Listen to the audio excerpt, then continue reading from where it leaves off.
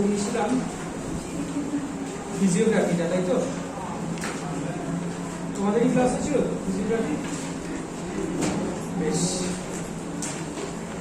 তো একটা প্রবলেম তোমাদের কাছে যেটা এসেছে সেটা হচ্ছে যে স্যার যেগুলো লিখছি সেগুলো কোশ্চেনে পাওয়া যাচ্ছে না, বা যে কোশ্চেন যেগুলো এসছে সেগুলো বইতে পাওয়া যাচ্ছে না।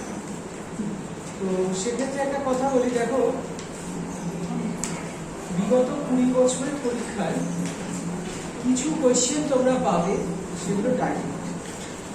তোমরা কার্তিক বাবুর বই পড়ো বা মাধব হোসেনের বই পড়ো বা যেটাই পড়ো, সেক্ষেত্রে তোমরা 25টা কোশ্চেনের মধ্যে 7-8টা কোশ্চেন পাবে বই থেকে ডাইরেক্ট, যেটা তোমরা খুঁজছো। বাকি জায়গার জন্য তোমাদের রেডি থাকতে হবে। যেমন ধরো 2005 সালে অনেক পুরনো প্রশ্ন, তবুও বলি, প্রথম আসে ডিআফও। ডিআফও কিসের সঙ্গে রিলেটেড? তখন বাজারে এত বইপত্র ছিল না, ছেলেমেয়েরা ডিআফওর নামই শোনেনি, ছেড়ে দিয়ে চলে আসতে বাধ্য। একদম রিসেন্ট পাস্ট, লাস্ট ইয়ার বলো বা তার আগের বছর বলো, একটা প্রশ্ন দিয়েছিল গঙ্গার বদ্বীপে কোন অংশটি সক্রিয় বা কোথায় নতুন করে তৈরি হচ্ছে। অ্যাকচুয়ালি সক্রিয় দেয়নি, সক্রিয় দিলে সবাই দাঁড়াতে পারে। এটা হচ্ছে প্রবলেম। তার মানে বিষয়টা হচ্ছে আমরা যেটা খুঁজছি, আমি বারবার বলছি তোমরা ইনফরমেশন খুঁজবে, অবশ্যই বেসিক ইনফরমেশন লাগবে। গঙ্গা কোথা থেকে উৎপত্তি এটা যদি না জানো তাহলে কি করে পাবে? কিন্তু তার পরের স্টেপ যেটা থাকছে সেটা হচ্ছে কিন্তু একটু পজ করুন, জায়গাটা খুব ইজি হয়। তবু আমি পুরোনো জিনিসগুলো একটু নেড়ে ছেড়ে দেখি। বলতো ডেকান প্লেটু ম্যাক্সিমাম এরিয়া কোন জায়গাটা কভার করছে?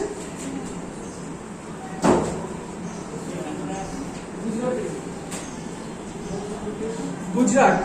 আর কেউ? হ্যাঁ, মহারাষ্ট্র, গুজরাট নয়, কারেক্ট। আচ্ছা, ডেকান প্লেটুর সঙ্গে কোন প্লেন খুব ক্লোজ লোকেশনে situated? Punjab plain, Indus plain না গঙ্গা প্লেন? ডেকান প্লেটুর সঙ্গে গঙ্গা প্লেন, পাঞ্জাব প্লেন না গঙ্গা প্লেন? কি বলবো? গঙ্গা প্লেন মানে শুরু হচ্ছে উত্তরপ্রদেশ থেকে, পাঞ্জাব প্লেন মানে পাঞ্জাব হরিয়ানা এই অঞ্চলটা, তাহলে মহারাষ্ট্রের নিকটবর্তী না গঙ্গা প্লেনই থাকবে, কারণ পাঞ্জাব অনেকটা উপরে, মহারাষ্ট্রের থেকে নিচে থেকে শুরু হচ্ছে। আচ্ছা আচ্ছা, ডেকান প্লেটুতে যদি এগ্রিকালচার হয় তাহলে সেক্ষেত্রে এগ্রিকালচারের রিসোর্স কি হবে? রিভার না ট্যাঙ্ক না rain? Rain or tank? River সেভাবে সাপ্লাই করতে পারবে। বেশ। আচ্ছা বলো তো, উৎকল কোস্ট কোন অঞ্চলটাকে বলবো? উড়িষ্যা। ঠিক আছে। করমন্ডল কোস্ট কটা স্টেট নিয়ে তৈরি বলো? তামিলনাড়ু, অন্ধ্রপ্রদেশ, তেলেঙ্গানা?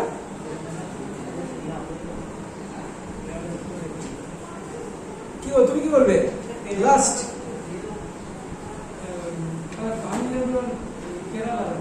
তামিলনাড়ু আর কেরালা। আর একদম লাস্ট জিজ্ঞেস করছিলে কিভাবে পড়বো, পড়াটা শুরু করবো লাস্ট দিন, আমার মনে আছে তোমার কথা।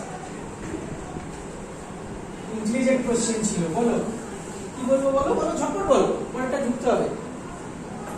কেরালা, এই করমন্ডল কোস্ট, আমি বলছি করমন্ডল, করমন্ডল এক্সপ্রেসই যায় নিচের দিকে, এটা কেরালা, কেরালা আসে কি করে? তাহলে তামিলনাড়ু আর অন্ধ্রপ্রদেশ, তেলেঙ্গানা হবে না? কেন হবে না? ভেতরে আছে। গুড, ঠিক আছে। আচ্ছা, কোন কোস্টে ভারতের মেজর পোর্টগুলো অবস্থিত? পড়ানো নেই, আমি এমনি জিজ্ঞেস করছি, জানো কিনা? জোরে। কোঙ্কন। ভেরি গুড, যেহেতু মুম্বাই। ঠিক আছে। আচ্ছা আচ্ছা, বলতে পারবে ডেকান প্লেটুতে একটা হিল স্টেশনের নাম? Hill station. হিল স্টেশন কি কাকে বলবো? পাহাড়ের ওপরে যে অঞ্চলে কিছুদিন বিশ্রাম নেওয়া যায়, ওয়েদারটা ভালো থাকে, যেখানে জনসমাগম থাকে, এটা হিল স্টেশন। একটা হিল স্টেশনের উদাহরণ ডেকান প্লেটু। ডেকান প্লেটু পাহাড়টা বলো তাহলেই তো হবে, কি মুশকিল, এরকম চুপচাপ আছো কেন? ওয়েস্টার্ন ঘাট। বেশ, পশ্চিম ঘাট। বলো এবার এখানে কি হতে পারে? আর একটা আছে কাছাকাছি, ডেকান প্লেটু ওপরে, যদি সেটা পারফেক্ট ডেকান প্লেটু নয়, আরাবল্লী। এবার বলো ওয়েস্টার্ন ঘাট আর আরাবল্লীর একটা একটা হিল স্টেশন বলো। বলো না। হ্যাঁ হ্যাঁ, মহাবালেশ্বর, ভেরি গুড। কে বললে মহাবালেশ্বর? নাইস। এটা ওয়েস্টার্ন ঘাটে মহাবালেশ্বর। আরাবল্লী, আরাবল্লীতে বলো মাউন্ট আবু, কমন ব্যাপার, ঠিক আছে।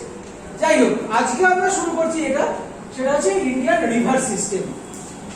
ইন্ডিয়ান রিভার সিস্টেম থেকে কি কি প্রশ্নগুলো আসছে একটা দুটো খাতায় লেখো, তারপরে আমি স্টার্ট করছি। Indian river system. তোমাদের মধ্যে আগের দিন ক্লাসে কারা কারা ছিল না বলো তো? আমি ঠিক ভুলিয়ে ফেলেছি। 1 2 3 4 5 6 7 8, ওকে ঠিক আছে। ইন্ডিয়ান রিভার সিস্টেম প্রথমেই যেটা করবে, আবার রিপিট করি, প্রথমে কোশ্চেনগুলোকে এক জায়গায় জট ডাউন করবে, শর্টলিস্ট করবে, করে দেখবে কোশ্চেনের প্যাটার্নটা কি আছে। কারণ দেখো, প্রত্যেকবার WBCS পরীক্ষায়, এবারও তোমরা নিশ্চয়ই, যদিও সামনের বছরের জন্য তৈরি হচ্ছে, কিন্তু এবার তো যাবে পরীক্ষা দিতে, তোমরা গিয়ে দেখবে প্রত্যেক বছর হলে ঢুকে একটা ধাক্কা খাবে। ধাক্কা খাবে ইন দ্য সেন্স, হয় কোনো একটা পার্ট অফ করে দেবে, অথবা কোনো একটা টুইস্টিং জায়গা দেবে, দেখেই মনে হবে বাবারে কি কঠিন কোশ্চেন। তারপর থেকে কিছুটা দাঁড়ানোর পরে মনে হবে না, এটা তো ঠিকই যাচ্ছে। তারপর কিছু কনফিউশনাল কোশ্চেনে হাত দেবে এবং নেগেটিভ খেতে খেতে খেতে খেতে পরবর্তী 3 মাস ধরে চলবে। 127 হবে না 25 হবে না 20 হবে, মেনের পর আর এগোবে। এটা বিগত 20 বছরের ট্রেন্ড। এই জায়গা থেকে যদি বেরোতে হয়, ফার্স্ট অফ অল তোমাকে জানতে হবে, আমি আগের ক্লাসেও বলেছি, এই ক্লাসেও বলবো, পরের ক্লাসেও বলবো, কোশ্চেন 3টে প্যাটার্নের হবে। ফার্স্ট কোশ্চেন ইনফরমেটিভ কোশ্চেন হবে। সে ফার্স্ট কোশ্চেনটা লেখো, ইনফরমেটিভ টাইপ, একটা এক্সাম্পল।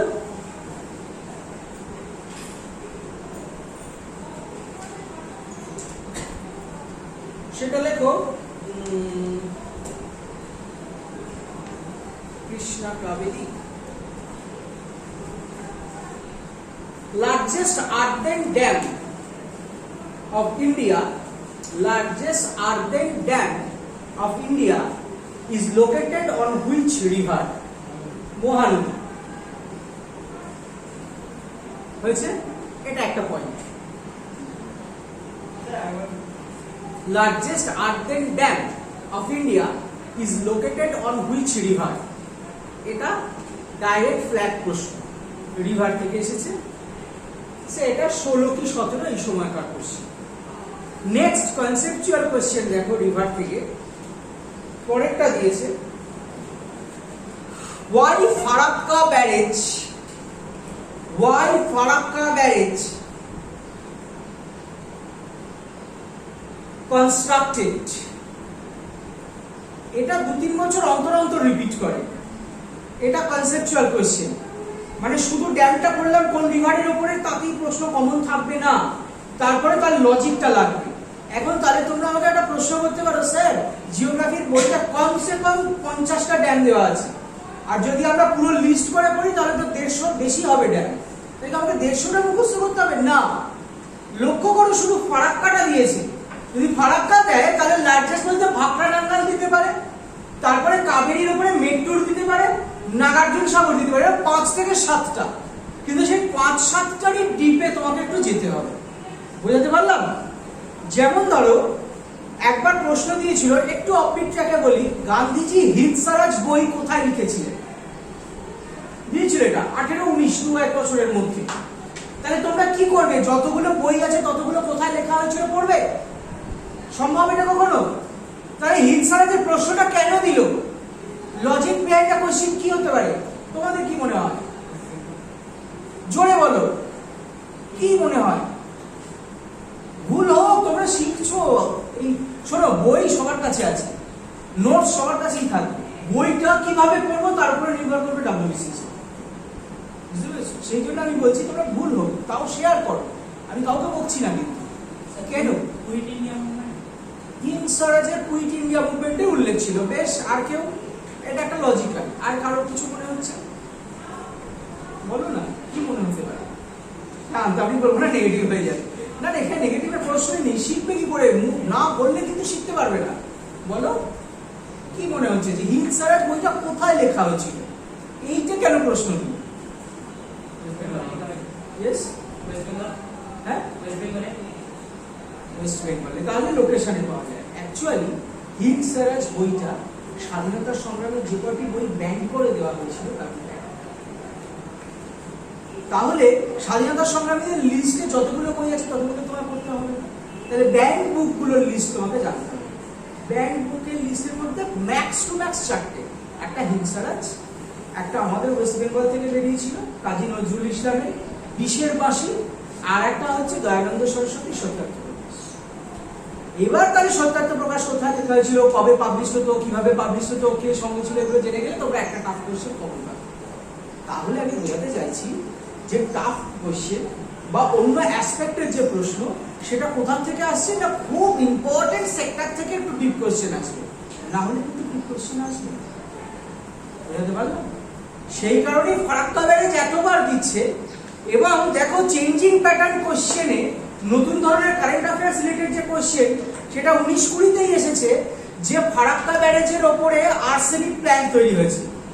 লাস্ট ইয়ার মানে 19 আর 20 এর দুটোর মধ্যে একটা এসেছে।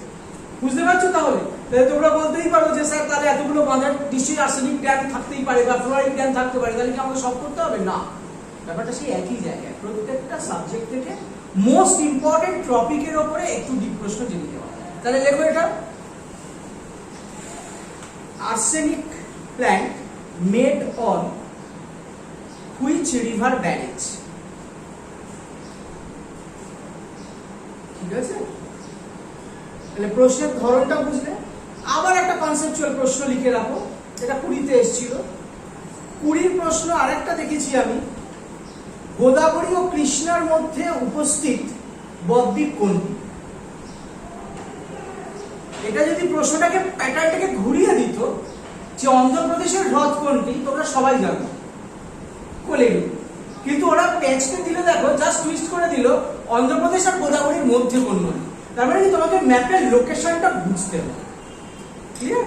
তাহলে লিখে রাখো, অন্ধ্রপ্রদেশ এই গোদাবরী ও কৃষ্ণার মধ্যে অবস্থিত হ্রদের নাম কোলেরু। এটা 20তে এসেছে। এটা একটা চ্যাপ্টার থেকে আমি 3 ধরনের প্রশ্ন তুলে নিই। ঠিক আছে? তাহলে এবার আমাদের পড়া শুরু করি। শুরু করো।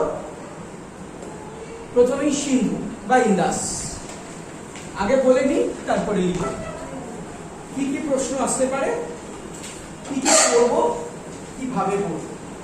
আচ্ছা, ইন্দাসের ম্যাক্সিমাম পাস করেছে জম্মু অ্যান্ড কাশ্মীর।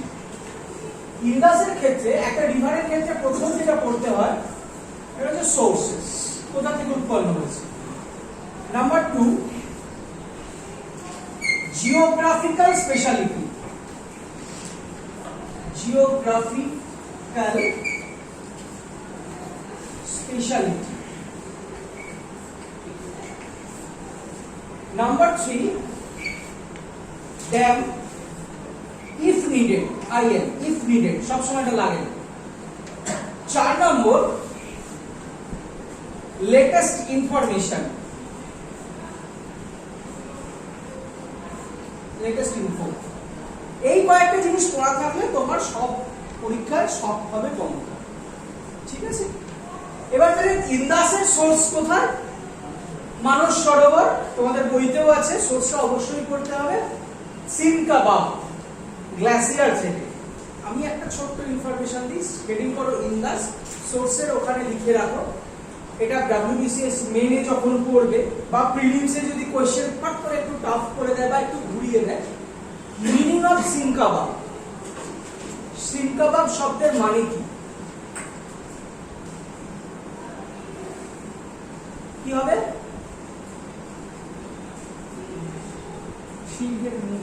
এক্সিলেন্ট। তোমার নাম ইন্দ্রনীল না? হ্যাঁ, হ্যাঁ, সিংহের মুখ। Very good. এবার দেখো, সিংহের মুখ বা মাউথ অফ লাইন। ইন্দাস তৈরি হওয়ার পরে ইন্দাসকে আমরা চিনি যে 5টা নদীর জন্য, নদী যত বেশি হবে তত দুটো নদীর মাঝখানে ল্যান্ড খুব ফার্টাইল হবে। This land is called as doab, দুটো নদীর মাঝখানের অঞ্চল। বাট দ্য লার্জেস্ট দোয়াব, অনেকগুলো দোয়াব আছে। ডিস্ক আছে, আগের দিনই বলেছিলাম। চার্জ আছে, CHALJ, চার্জ আছে। রচনা আছে, RACHANA, রচনা। এই দোয়াবগুলোর মধ্যে লার্জেস্ট কোনটা, এটুকু বললেই হবে। ডিস্ক মানে বিপাশা সতলুজ, চার্জ মানে চন্দ্রভাগা আর ঝিলাম, রচনা রাবি আর চেনাব। দুটো নদীর দুটো নাম দিয়ে, এক একটা নদীর নাম দিয়ে এই দোয়াবগুলো তৈরি হয়। তাহলে সেক্ষেত্রে এর মধ্যে লার্জেস্ট দোয়াবটা লিখে নাও, চার্জ দোয়াব। চার্জ দোয়াব ইজ লার্জেস্ট ওয়ান। বলো বেশ। চেনাব এন্ড ঝিলাম, ঠিক আছে। নেক্সট ওয়ান, জিওলজিক্যাল ফিচারসটা দিলাম। দেওয়ার পরে এবার উপরে যদি কোনো ড্যাম থাকে সেটা তোমরা বইতে পেয়ে যাবে, সেই বইয়ের ক্ষেত্রে। চেনাবের উপরে বাগলিহার প্রজেক্ট আছে, লিখতে হবে না, বইতেই আছে।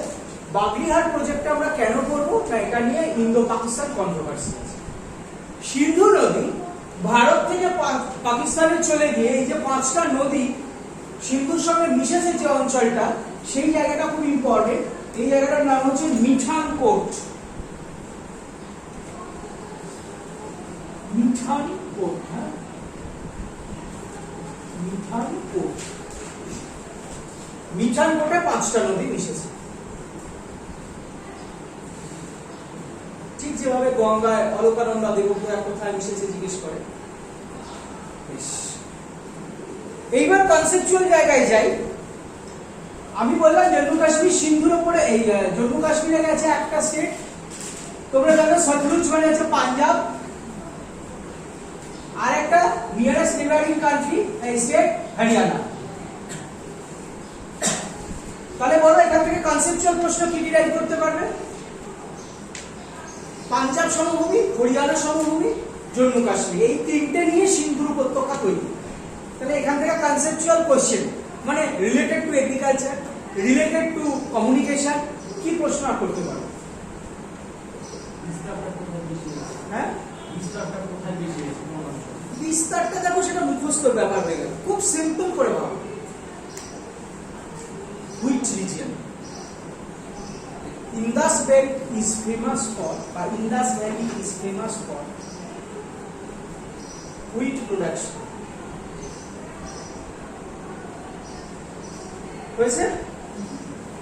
নেক্সট যেটা চলে আসছি, হুইটের পর, হুইট তৈরি হতে গেলে যেটা প্রয়োজন হয় শীতকালীন বৃষ্টিপাত।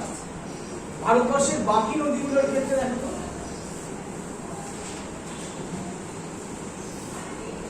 উত্তর ভারতের নদ নদী মানে গঙ্গা যদি ধরি, গঙ্গা এই পশ্চিমবঙ্গে চলে গেছে, ঠিক আছে, বেশ, এটা ব্রহ্মপুত্র। নেক্সট মহানদী, কৃষ্ণা, গোদাবরী, কৃষ্ণা, কাবেরী। এখান থেকে আমরা দুটো নদী পড়বো, নর্মদা, তাপ্তি। এবার বলো তো, গম তৈরির জন্য প্রাথমিক একটা বৈশিষ্ট্য প্রয়োজন হয় জলবায়ু, সেই বৈশিষ্ট্যটা কি জানো কি? না জানে লজ্জা নেই, তোমাদের পড়া হয় কি জানি করে, যদি জেনে থাকো। গম তৈরির জন্য শীতকালীন বৃষ্টিপাত। তাহলে একমাত্র নদী উপত্যকা যেখানে শীতকালীন বৃষ্টিপাত হয়। ঠিক উল্টো দিকে যখন কাবেরীতে আসবো, আজকেই কাবেরীর তীরে এখানে থাঞ্জাভুর অবস্থিত। থাঞ্জাভুর কেন বিখ্যাত? ধানের গোলা বলে, এবং এখানে শীতকালীন বৃষ্টিপাত এখানেও পাওয়া যায়, বছরে 2বার বৃষ্টিপাত হয়। তাহলে এই প্রশ্নটা কি দেওয়া খুব অস্বাভাবিক? কোন নদীর উপত্যকায় বছরে 2বার বৃষ্টিপাত হয়? বুঝতে পারলো? তাহলে দেখো, ইম্পর্টেন্ট ক্লাইমেট ফিচার্স বা climatic features of Indus valley. লিখতে অসুবিধা হচ্ছে ইংরেজিতে? বাংলা বলবো? অসুবিধা হলে বলবে, হ্যাঁ এগোবে কি করে? আচ্ছা দেখো, উইন্টার রেনফল, হাইফেন দিয়ে অ্যান্সার লেখো, উইন্টার রেনফল, ঠিক আছে, বেশ। Next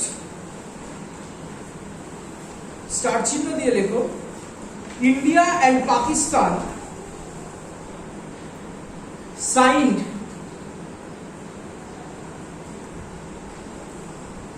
Indus Treaty, the Indus Water Treaty 1960.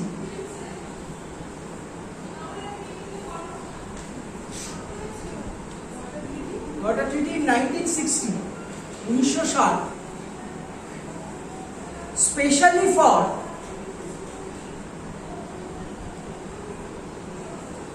water dividation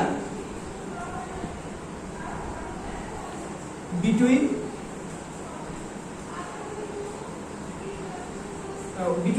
water dividation of Chenab or Chandrabhaga. Chenab or Chandrabhaga. চন্দ্রভাগার জলবন্টন নিয়ে প্রধানত এই চুক্তি। ক্লিয়ার? নেক্সট পরেরটা চলে আসি ব্রহ্মপুত্র। ব্রহ্মপুত্রের সোর্স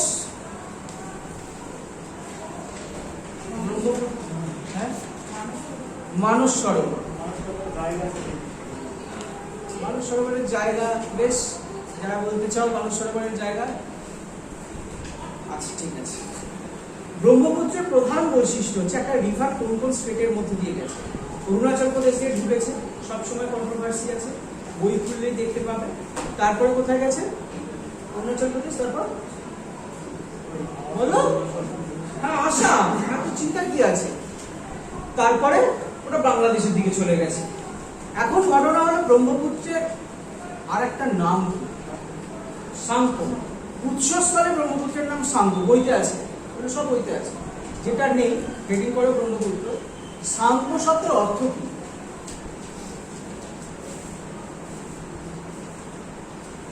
নাম্বার 1, মিনিং অফ সাঙ্কো বা সাঙ্কো শব্দের অর্থ শুদ্ধ নদী, দ্য পিউরিফায়ার। ইংরেজিতে দ্য পিউরিফায়ার, বাংলায় শুদ্ধ নদী। 1 নম্বর পয়েন্ট। নেক্সট দেখবে বারবারই প্রশ্ন আসে একটা নদীর অন্য কোন অংশ থেকে কি নাম, যেমন গঙ্গা মুর্শিদাবাদ থেকে নবদ্বীপ কি নামে পরিচিত? নবদ্বীপ থেকে মোহনা পর্যন্ত কি নামে? হুগলি। ঠিক সেরকম বলতে পারো ব্রহ্মপুত্রের অপর নাম কি? দিহং দিবং দুটো একসঙ্গে মিশেছে, এই নাম নয় আলাদা, এই দুটো শাখা এসে মিশেছে। একটা তো বললাম সাঙ্কো উৎসস্থলের, ঠিক আছে, আর একটা কি? The red river.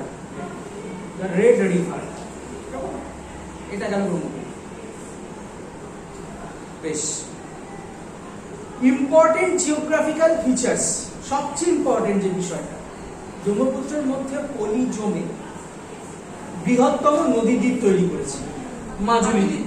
এটা একটা কমন এরিয়া নিয়ে স্যার বললো, সবার মুখ নড়ছে। ঠিক আছে, তাহলে কি যাচ্ছিল মাথার উপর দিয়ে? তার নয়, অ্যাকচুয়ালি কি জানো তো, তোমরা যেটা ধরে নিয়ে আসো, কেউ কেউ প্রিপারেশন ভালো, দু একজন তারা হয়তো একটু আগে থেকে পড়েছে ইত্যাদি, তারা জানে এবারটা একবার দেখিল। আর তোমরা যারা ভাবছো হ্যাঁ এবছর তো জানি না, যাই না দেখবো, পরের বছরটা হয় একদম দেখে নেবো, ওই পরের বছরটা জীবনে আর কোনোদিন আসবে। তাহলে আমাদের উপায় এটা হচ্ছে স্যার আমরা পড়া ছেড়ে দেবো না, আমরা যেটা করব সেটা হচ্ছে এই সময়টার বেস্ট ব্যবহারটা। কিভাবে বেস্ট ব্যবহার? শুধু ভূগোলের ক্ষেত্রেই বলি, 25টা যদি প্রশ্ন হয়, 3টে থেকে 4টে আমিও পারবো না। আমার যারা অন্যরা অন্য প্রতিষ্ঠানে যারা পড়াচ্ছেন তাদের ক্ষেত্রেও সত্য, তো খুঁজে বের করতে হবে।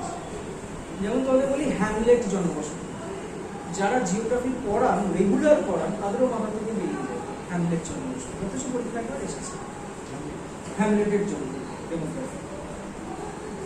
এবার হ্যামলেটের ডেমোগ্রাফির মতো প্রশ্ন জিওগ্রাফিতে 25-এর মধ্যে আমরা 5টা, বা হয়তো হতে পারে ভারত কত মেট্রিক টন তেল আমদানি করে, এই ধরনের প্রশ্ন গোটা 5-এ। এই ধরনের প্রশ্ন আমরা দাঁড়াবো। খুব ভালো প্রিপারেশন, এবছর আর কেউ না পাক আমি পাবোই, এটাও যদি পজিশন থাকে তাহলেও দাঁড়াবো। বাকি জানো অ্যাজ এ হিউম্যান বিং তোমাদের পরীক্ষার হলে একটা চাপ থাকবে, এখানে বসে রেকটিফাই করা যায়। সে ধরো একটা ইনফরমেশন তোমাদের কাছে কেউ কোনো স্যার বা আমি হয়তো ভুল একটা দিই, পরে হঠাৎ মনে করলো এটা ভুল হয়েছে, আমি পরের ক্লাসে রেকটিফাই করলাম, রেকটিফাই করার কোনো জায়গা। সুতরাং সেখান থেকে 3-4টে তোমাদের ছেড়ে আসতে হবে বা পারবে না, হলো 8টা, বাকি থাকছে কটা? 17টা। আউট অফ 17 10টা কোয়েশ্চেন খুব ইজি থাকবে, ভালো প্রশ্ন থাকবে, তোমরা বই থেকেই কমন পাবে, কিন্তু সেখানেই তোমরা ভুল। অজানা প্রশ্নে মানুষ ভুল করেন, যেটা শোনোই নি সেখানে ভুল কিসে, ছেড়ে দিয়ে চলে আসবে। ভুলটা কোথায় করছো? চেনা জায়গায় ভুল করছো, চেনা জায়গাটাকে বারবার করো। ওই 10টার মধ্যে যদি ভুল হয় তাহলে আর কিন্তু কোনোদিন কম্পিটিশনে থাকবে। কেন কম্পিটিশনে থাকবে না? কারণ তোমার মতো তো সবাই পশ্চিমবঙ্গ জুড়ে বিগিনার্স। এই বিগিনার্সদের সঙ্গে কার ফাইট হচ্ছে? না যারা 1 বছর প্রিলিমস দিয়েছে বা পেয়েছে, অর্থাৎ 500 থেকে 1000 ছেলে মেয়ে, এই সিটটা সবসময় বুক করা থাকে, ওরা প্রত্যেক বছর দিচ্ছে। ওরা এই ইজি পার্টটা ভুলবে না। নতুন প্রশ্ন তোমার কাছে নতুন, আমার কাছে নতুন, যে 2বার প্রিলি পেয়েছিস তার কাছেও নতুন, বুঝতে পারলাম? কিন্তু এই যে ওল্ড কোয়েশ্চেন, ট্র্যাডিশনাল কোয়েশ্চেন, সেখানে ভুল করলেই বিপদ, সেখানে ওরা তোমাকে জায়গা ছেড়ে দেবে না। এই সহজ কথাটা বোঝো। তাহলে এটা গেল 10, বাকি 4 থেকে 5টা কোয়েশ্চেন বুদ্ধি দিয়ে তোমাকে করতে হবে। বাংলাটা পড়বে, বুঝতে না পারলে কনফিউশন, মনে হচ্ছে এটা পারবো, অথচ হাত ছেড়ে দিলাম। ইংরেজিটা দেখো, অনেক ছোট ছোট লুপ হোলস আছে পরীক্ষায়, সেগুলো যদি না অ্যাপ্লাই করো, ব্লান্টলি শুধু পড়ে চলে যাও, কোনোদিন হবে না। অথচ তোমরা যদি কম পড়ো এবং ব্রেনটা অ্যাপ্লাই করো, তাহলে একবারেই হবে।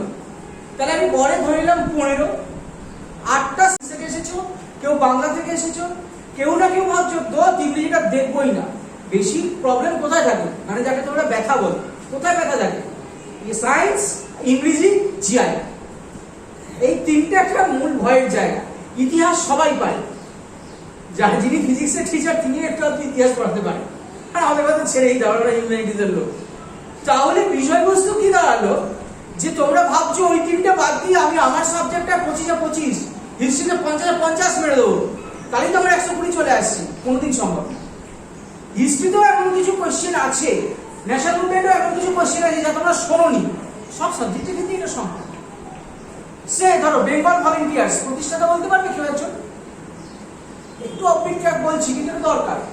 বেঙ্গল ভলেন্টিয়ার্স মেম্বার বলতে পারো? বেঙ্গল ভলেন্টিয়ার্সে কমন প্রশ্ন, চাপ কেন তো বলো? বেঙ্গল ভলেন্টিয়ার ছেড়ে দাও। সুভাষচন্দ্র তো 2বার সভাপতি হয়েছিল, একবার হরিপুরা, একবার ত্রিপুরী। হরিপুরা কোন স্টেটে? বুঝতে পারলাম যে কোথায় মারতে পারে? ত্রিপুরী কোথায়, কোন স্টেটে? হ্যাঁ হ্যাঁ, হরিপুরা গুজরাট, ত্রিপুরী উত্তরপ্রদেশ। এই জায়গাগুলো রেডি থাকে। এবং বেঙ্গল ভলেন্টিয়ার্স কেন জিজ্ঞেস করলাম? বিনয় বাদল দীনেশের মেম্বার ছিল, এই গ্রুপটার নাম ছিল বেঙ্গল ভলেন্টিয়ার্স। বুঝতে পারছি যে কোথা থেকে মারা যায় সেটা। ধরো ফিজিক্সের ক্ষেত্রে বলছি, এখন তো সবাই থার্মাল গান ব্যবহার করছে করোনার জন্য। থার্মাল গান কোন প্রিন্সিপালের উপরে কাজ করে? বুঝতে পারছো কোথায় মারা যায়?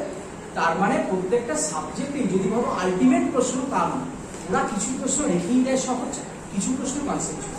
আমাদের টার্গেট থাকবে 8টা সাবজেক্টে গড়ে 15টা করে ইজি কোশ্চেন আমরা ছেড়ে আসবো। তাহলে 8-15 120। কেউ ইতিহাসে আরো 3 পাবে, একদম তো মাপামাপি 15 হবে না।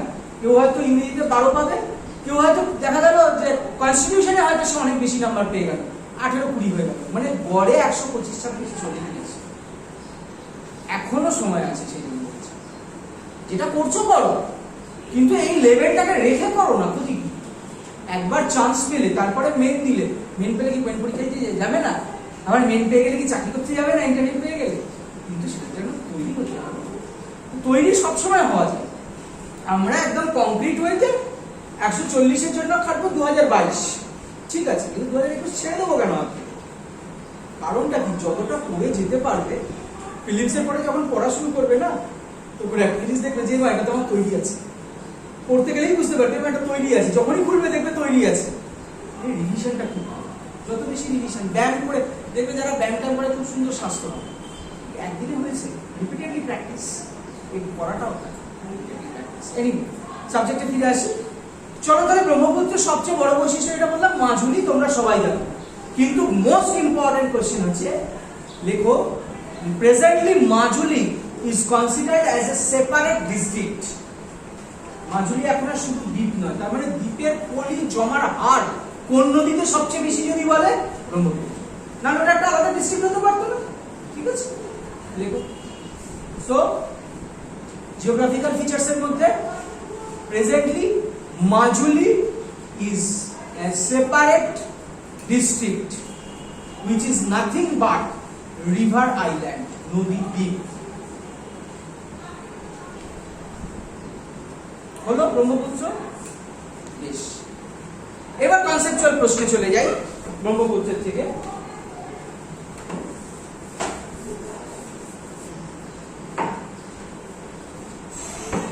ব্রহ্মপুত্রের মেজর পার্ট কোথা থেকে গেছে? অসম। অসমের তীরে কি উৎপন্ন হয়? অসম কোন প্রোডাকশনের জন্য সবচেয়ে ভালো? চা। আর নদীর তীর মানে পলিমাটি। বলো, মুখ বুঝে কেন বলো, কি হতে পারে পলিমাটিতে? ধান। এত কঠিন, আমি কঠিন প্রশ্ন জিজ্ঞেস করি না, আমার সব কারোর শত্রুতা নেই। ধান। আর তোমরা জানো, আমি আগের থেকে বলেছিলাম হয়তো, যে ভারতবর্ষের সবচেয়ে পুরনো তৈল খনি কোথায়? সেটা দিগবয়। কোথায় অবস্থিত? আসাম। তাহলে কি অদ্ভুত একটা কোরিলেশন পেলাম না? একই জায়গায় খনিজ তেল, একই জায়গায় কৃষি। গঙ্গায় কেটা পাওয়া যায়? পাওয়া যায়। গোদাবরীতে পাওয়া যায়, সেটা মালভূমির রিজিয়ন। গঙ্গায় নেই, চম্বলে নেই। ঠিক আছে, তাহলে লিখে নাও স্টার চিহ্ন দিয়ে। Assam is famous for agricultural production. Assam কৃষি ক্ষেত্রে, লজ্জা না করে যদি ইংরেজিটা না করে বাংলা চাও বলো, কোনো সমস্যা নেই, চুপ করে দেখো না, নাহলে আমি বুঝতে পারবো না। Assam is famous for agricultural production. Assam কৃষি ক্ষেত্রে বিখ্যাত ধান ও চায়ের জন্য। Moreover, Assam is also famous for crude oil or crude petroleum oil mining. এছাড়াও Assam crude petroleum crude petroleum oil mining, অপরিশোধিত খনিজ তেল উত্তোলনের জন্য আসাম বিখ্যাত। Therefore, কারিলে বা সুতরাং যে নদী উপত্যকা the river valley is famous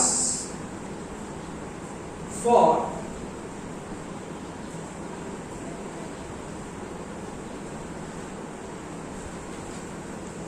agricultural production, যে নদী উপত্যকা কৃষি উৎপাদন এবং agricultural production and as well as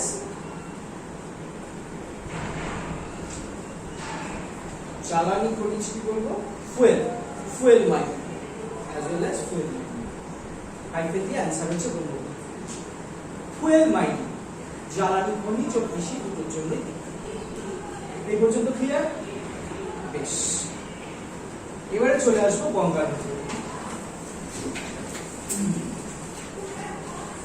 গঙ্গার সম্পর্কে বই খুললেই তোমরা দেখতে পাবে, সোর্সেস তো তোমরা জানো। যে কন্ট্রোভার্সি গুলো আছে সেগুলো আমি পরে আসছি, আমি মেইন পয়েন্টে যাই। উত্তরাখণ্ড থেকে নামার পর গঙ্গা কোথা থেকে গেছে? ইউপি,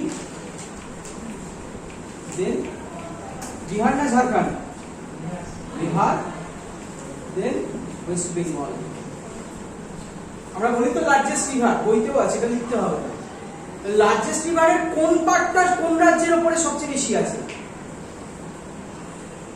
উত্তরাখণ্ড, উত্তরপ্রদেশ, বিহার না পশ্চিমবঙ্গ? অবশ্যই ইউপি। এইখানে একটা প্রশ্ন আছে। 11% গঙ্গার মোট 31% উত্তরপ্রদেশের। তাহলে দেখো গঙ্গা সম্পর্কে ফার্স্ট পয়েন্ট। বাকিগুলো গঙ্গার আমরা যেগুলো করবো, অর্থাৎ গঙ্গা অ্যাকশন প্ল্যান ওইটা আছে 1985, তারপরে phase 2 1993। What is Ganga action plan? গঙ্গাকে শোধন করার জন্য, দূষণ মুক্ত করার জন্য। আর নেক্সট কি গঙ্গার যে উপনদী শাখা নদী ডান তীরস্থ উপনদী। ডান তীরস্থ বাম তীরস্থ মানে কি? এই ডান দিক থেকে এসে মিশেছে যমুনা, বাম তীরস্থ মানে উপনদী মানে একটা নদী এসে নদীতে মিশেছে, আর শাখা নদী মানে একটা নদী ভাগ হয়ে গেছে। ক্লিয়ার? তাহলে গঙ্গার উপনদীর সংখ্যা প্রচুর। ডান তীরস্থ সবচেয়ে বড় উপনদী যমুনা, বইতে আছে, লিখতে হবে না। আমার প্রশ্ন হলো গঙ্গার শাখা নদী কটা? ভুলো বলো। Bhagirathi,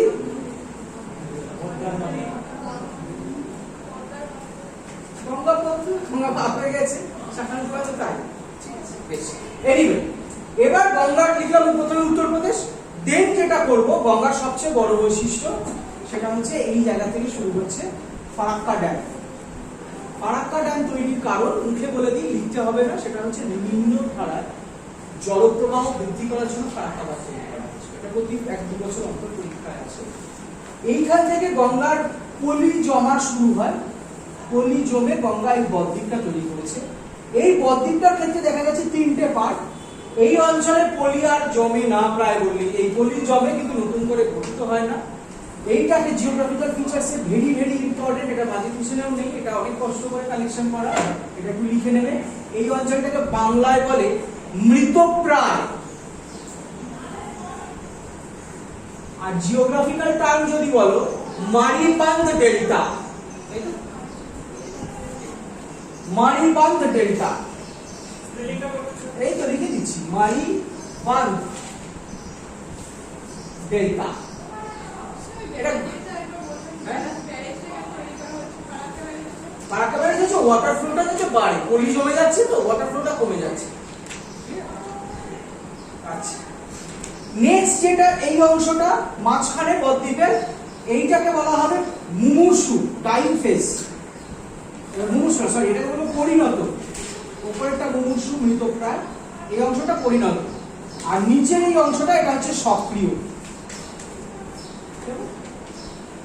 active.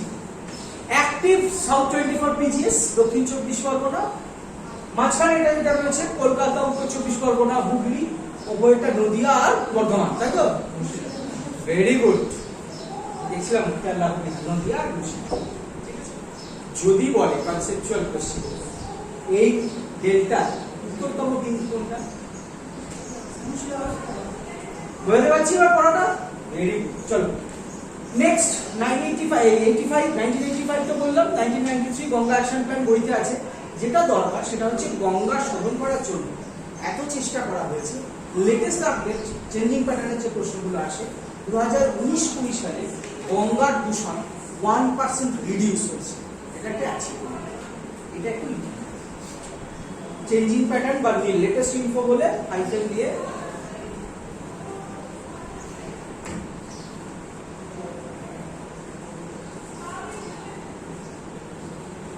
pollution of Ganga reduced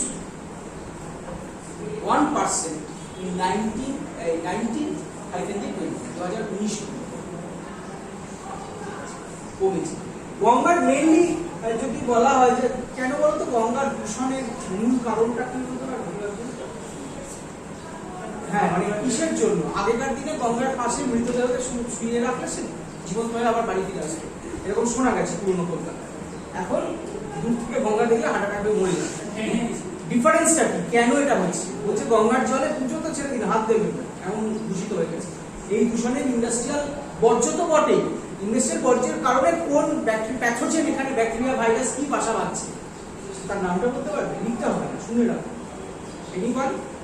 coliform bacteria, coliform লিখতে হবে না। এই প্রশ্ন আসবে না, আসলে মেনে আসবে, অযথা লিখবে না, এমনি আলোচনা করে দিলাম। চলো পরেরটা দেখি। গঙ্গার তীরবর্তী দূষণ যেহেতু বললাম, তীরবর্তী সবচেয়ে দূষিত শহর কোনটা? গঙ্গার তীরবর্তী সবচেয়ে দূষিত শহর বলো, বলো জানো? কানপুর, উত্তরপ্রদেশের কানপুর সবচেয়ে দূষিত। কানপুরের অপর নাম কেন দূষিত তাহলেই বুঝে যাবে। কানপুরের অপর নাম, হ্যাঁ, উত্তরপ্রদেশের ম্যানচেস্টার, উত্তর ভারতের ম্যানচেস্টার। আর কিছু লেদার সিটি ওই চর্মজ শিল্পের কারণেই গঙ্গার দূষণ ওখানে বেশি। ঠিক আছে,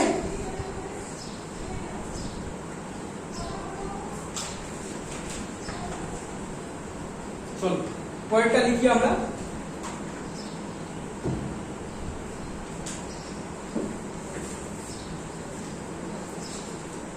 এইবার যেটা করছিলাম আমরা, এই পর্যন্ত গঙ্গা এলাম। এবার এতক্ষণ ধরে আমরা যেটা বলছিলাম অর্থাৎ মহানদী, কৃষ্ণা, গোদাবরী, এদিকে নর্মদা আর তাপ্তি, এইটা উত্তর ভারত, এইটা দক্ষিণ ভারত। এই অংশটা দক্ষিণ ভারত। উত্তর ভারত আর দক্ষিণ ভারতের মধ্যে জল বিভাজিকা কোনটা হবে? জল বিভাজ বিন্দু বলবো তো স্থল বিভাজিকা হবে। নর্মদা বলবো না মহানদী বলবো? মহানদী ছত্তিশগড় থেকে গিয়ে এইটুকু গেছে, নর্মদা মধ্যপ্রদেশ থেকে গিয়ে মধ্যপ্রদেশ, গুজরাট, তাই তো?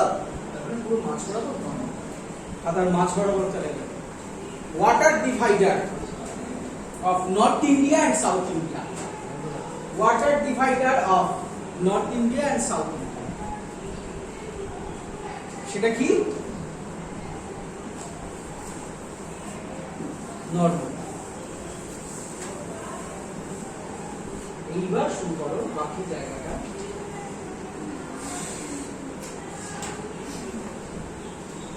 আচ্ছা আমাকে একটা কথা বলো তো, এই যে মহানদী, গোদাবরী, কৃষ্ণা, কাবেরী, আর এখানে নর্মদা, তাপ্তি, সবরমতীও আছে, বেশিরভাগ বড় বড় নদীগুলো এই পূর্ব দিকে এসেছে, তাই না? এখান থেকে কি কনসেপচুয়াল প্রশ্ন উঠবে, কেন নদীগুলো দিকে এসেছে কেন? ঢালটা, ভেরি গুড, ঢাল বেশি বলি। তাহলে যদি প্রশ্ন করে ভারতবর্ষের ভূমিগত ঢাল উত্তর দিকে, উত্তর পূর্ব দিকে, দক্ষিণ পূর্ব দিকে, দক্ষিণ পশ্চিম দিকে, কি হবে? বোঝাতে পারলাম কনসেপচুয়াল কোশ্চেন কাকে বলে? এগুলো চলো তাহলে এবার লিখি মহানদী। ফার্স্ট পয়েন্ট, সোর্সেস লিখতে হবে না, আমি মুখে বলে দিচ্ছি। হ্যাঁ, নর্মদা লিখবো, এটা তো ওয়াটার ডিভাইডেশন করে দিলাম। এবার আমরা শুরু করছি মহানদী থেকে উল্টে আস্তে আস্তে নর্মদা। আমাদের ডাইরেকশন অফ স্টাডি কোন দিকে হচ্ছে? এইদিকে গঙ্গা এসেছে, এদিকে এদিকে কি শেষ করবো, তাই না? ম্যাপ ওয়াইজ করবো। আচ্ছা, তাহলে ফার্স্ট পয়েন্টে মহানদী থেকে, আমি যেটা মুখে বলছি, মধ্যপ্রদেশ থেকে উৎপন্ন হয়েছে। হ্যাঁ, হওয়ার পরে তারপরে মহানদীর সবচেয়ে বড় বৈশিষ্ট্য হচ্ছে এর উপরে নির্মিত হীরাকুদ বাঁধ। হীরাকুদ বাঁধ দুটো গল্প বলি। মহানদীর ম্যাক্সিমাম ফ্লো ছত্তিশগড় আর উড়িষ্যা, ছত্তিশগড় এবং উড়িষ্যার উপর দিয়ে। উড়িষ্যা কিসের জন্য ফেমাস? কোন ইন্ডাস্ট্রি? Mining, bauxite. ফার্স্ট যেটা লিখবো সেটা হচ্ছে Mahanadi valley is famous for bauxite production. বলতে পারো স্যার মহানদীর তীরে পাওয়া যায়, এটা কি আমাকে কেন করতে হবে? তার কারণ তোমরা যদি একটু খাটাখাটি করো দেখতে পাবে বক্সাইটের ক্ষেত্রে উৎপাদন করার জন্য সবচেয়ে বেশি পরিমাণ জলবিদ্যুৎ লাগে। তাপবিদ্যুৎ দিয়ে বক্সাইট উৎপাদন করাটা খুব লসে। তাহলে দেখো হীরাকুদ বাঁধের জলবিদ্যুৎ সবচেয়ে বেশি উৎপন্ন হয় বক্সাইট উৎপন্ন করার জন্য, সবচেয়ে বেশি ব্যবহার করা হয়। Clear? So, power of Hirakud Dam or project, power of Hirakud Dam or project used to produce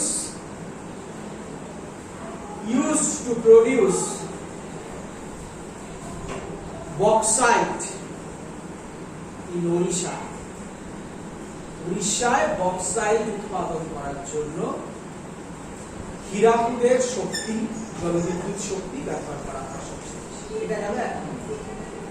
2 number, geographical features এর মধ্যে মহানদীর কিছু উপনদীর নাম তোমরা যদি পড়তে চাও বইতে আছে। ম্যান্ড, ইব, জোং, তেল।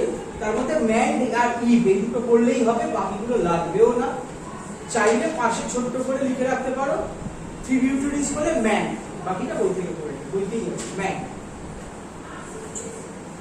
যদি মনে না রাখতে পারো কোনো দুঃখ নেই, পড়তে চাইলে ম্যান্ড হলো।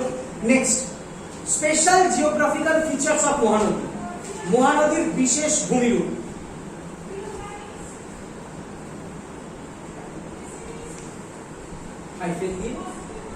ট্রি শেপ ডেল্টা, বৃক্ষ ন্যায় বদ্বীপ। বৃক্ষরায় বদ্বীপ বলতে আমরা যেটা জেনারেলি বদ্বীপ দেখি, এই বদ্বীপ হওয়ার কথা। এক্ষেত্রে বদ্বীপের মাথায় আবার একটা সার্কুলেশন হয়েছে, গোল একটা সার্কেল তৈরি হয়েছে, সেটাকে বলে বৃক্ষ বদ্বীপ। হলো মোস্ট ইম্পর্টেন্ট। হ্যাঁ, বদ্বীপ আমরা জেনারেলি দেখবো এই যে ডেল্টা, এই ডেল্টার মাথায় আর একটা ছোট ডেল্টা যেন ঝোপের মতো তৈরি হয়েছে, সার্কেল। ঠিক আছে, এটাকেই বলা হয় ট্রি শেপড ডেল্টা। কেন ট্রি শেপ ডেল্টা পড়ছি, এর পরেরটাই যখন আমরা পড়বো, অর্থাৎ কৃষ্ণা। তোমরা সবাই জানো কৃষ্ণার বদ্বীপের গঠন কিরকম দেখতে, পাখি পায়ের মতো। বারবার পরীক্ষায় আছে, তাহলে পাখি পায়ের মতো যদি একবার এসে থাকে, তাহলে বৃক্ষের মতো আরেকবার আসবে, সেটা আমরা জেনে রাখলাম। চলো নেক্সট পয়েন্ট, একটা খুব ভালো কথা বলি। মহানদীর তীরে অবস্থিত ইন্ডাস্ট্রি, ভালো ইন্ডাস্ট্রি, বড় ইন্ডাস্ট্রি, প্রমিনেন্ট ইন্ডাস্ট্রি কি আছে ছত্তিশগড়ের মধ্যে দিয়ে পাস করেছে? Bhilai. Bhilai iron and steel company is located on the bank of Mahanadi.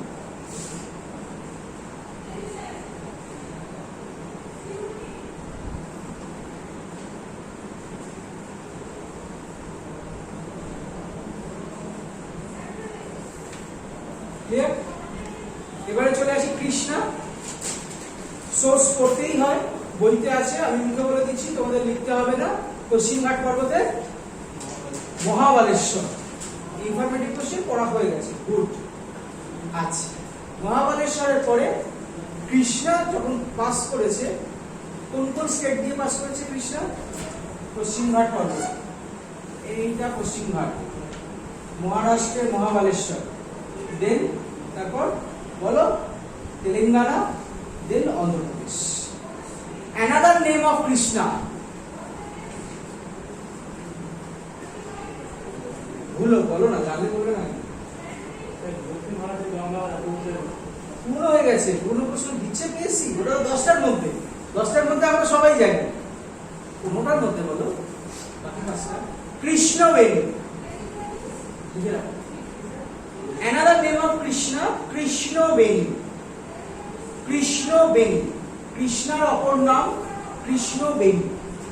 হচ্ছে তো তোমাদের? কৃষ্ণবেণী, ঠিক আছে। জিওগ্রাফিক্যাল ফিচার্স এক্ষুনি বললাম, বইতেও আছে, বার্ডস ফুট ডেল্টা, পাখির পায়ের মতো বদ্বীপ তৈরি করেছে। ড্যাম নাগার্জুন সাগর, ঠিক আছে। নাগার্জুন সাগর বাঁধ, নাগার্জুন সাগর ড্যাম।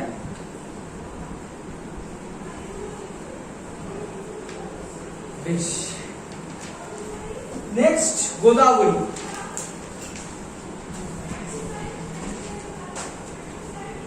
গোদাবরীর উৎস সেই মহারাষ্ট্র, ট্রিম্ব্যাক, ট্রিম্ব্যাক থেকে উৎপন্ন হয়েছে। এটা খুব কমন জায়গা, বইতে আছে, লিখতে হবে না। গোদাবরী দক্ষিণ ভারতের দীর্ঘতম নদী। এই জায়গাটা নিয়ে একটা কনফিউশন আছে। মহারাষ্ট্র, কর্ণাটক, অন্ধ্রপ্রদেশ, ঠিক আছে, তা সত্ত্বেও এটা তেলেঙ্গানাকেও ছুঁয়ে গেছে, 4টি স্টেটের ওপর দিয়ে গেছে। যাওয়ার পরে তাহলে দেখো, এইটা আমি বলছিলাম Mahanadi, sorry,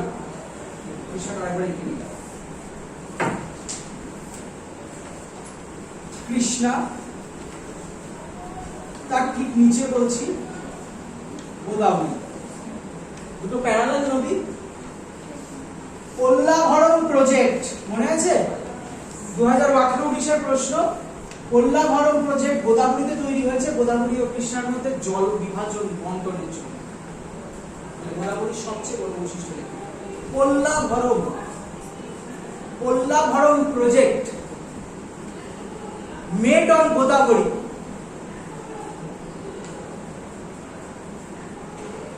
for water distribution and river linking with Krishna. Water dividation, Pollabharam project made on Godavari, Godavari upore তৈরি, for water distribution and river linking with Krishna.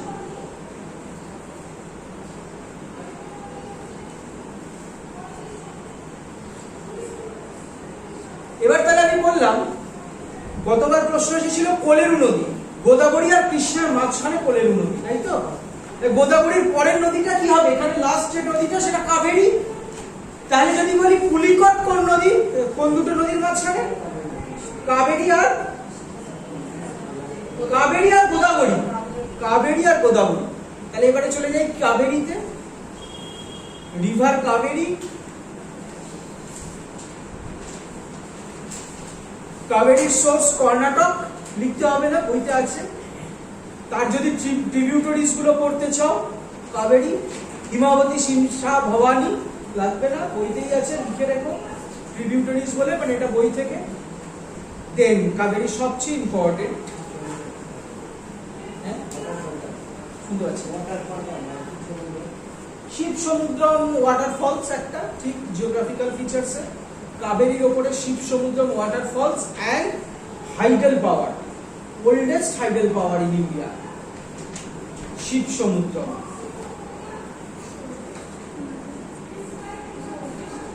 Hydel power project, Shiva Samudram. Hydel spelling হবে HYDEL, হাইডেল।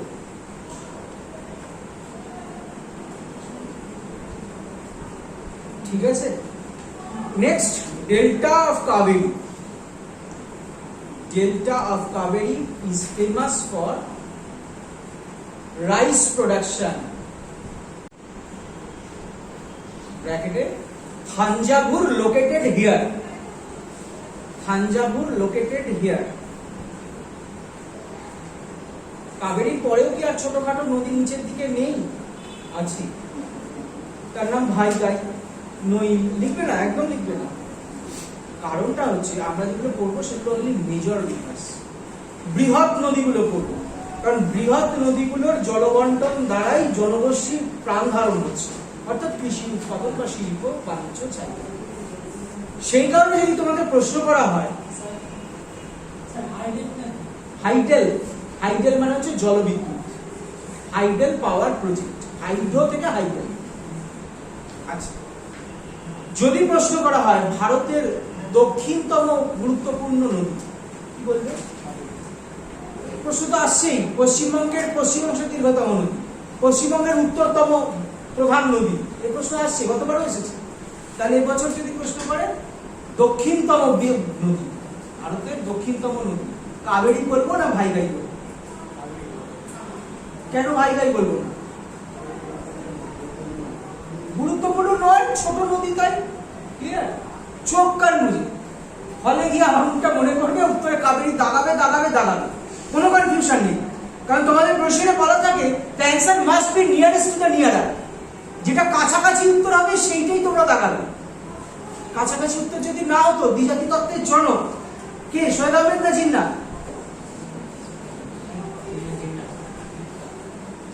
আমি সৈয়দ আহমেদই বলবো, তো বলো answer Syed আহমেদই বলবো, বলো কি হবে? এবার তোমরা বলো কেন জিন্নাহ? কেন জিন্নাহ? পরিষ্কার জীবন মুখোপাধ্যায়ের তো লেখা আছে সৈয়দ আহমেদ খান দ্বিজাতি তত্ত্বের ভিত্তিতে হিন্দু মুসলিম দুটো পৃথক জাতি বলে স্বীকার করেন। তাহলে কেন জিন্নাহ? কারণ হচ্ছে জিন্নাহ দ্বিজাতি তত্ত্বের উপর ভাগ বেস করে ভারত পাকিস্তান ভাগ করেছিলেন। লাহোর প্রস্তাবে, পাকিস্তান প্রস্তাবে উঠেই ছিল যে হিন্দু মুসলিম দুটো পৃথক জাতি। মোস্ট পপুলার যেটা সেটা answer, therefore Jinnah is the answer. যদি অ্যাকচুয়ালি শব্দটার উত্থাপন কিন্তু সেটা না। ধন্যবাদ। ঠিক আছে, এবারে চলে আসি নর্মদা তাপ্তির উপরে। উঠছি আমরা কোচি থেকে, কেরল থেকে আস্তে আস্তে মহারাষ্ট্র পেরিয়ে গুজরাটের দিকে যাচ্ছি। নর্মদার সোর্স কমন, সোর্স করতেই হয়। কি লেখা আছে? মহাকাল পর্বতের সর্বোচ্চ শৃঙ্গ অমরকণ্টক, তাই তো? বেশ, অমরকণ্টক থেকে নর্মদা বেরোনোর পর যখন প্রবাহিত হয়েছে, নর্মদা থেকে বারবার প্রশ্ন আসে ভারতের কোন নদীটি চ্যুতির মধ্যে দিয়ে প্রবাহিত? চ্যুতি কি, ফল্টটা কি? চ্যুতিকে ইংরেজিতে ফল্ট বলা হচ্ছে। অ্যাকচুয়ালি নর্মদা যখন প্রবাহিত হয়েছে, উপরের দিকটায় চলে গেছে আরাবল্লী, আছে বিন্ধ। ভূমির অবনয়নের ফলে এই অংশটা একটা ডিপ খাত তৈরি হয়েছে। এই ডিপ খাতের মধ্যে দিয়ে নর্মদা প্রবাহিত, এটা কি ছুটি হলো। এখন এই প্রশ্নটা কমসে কম বিশেষে 5 বার এসেছে। অন্য কোনো নদী কি আছে যা ছুটির মধ্যে দিয়ে প্রবাহিত?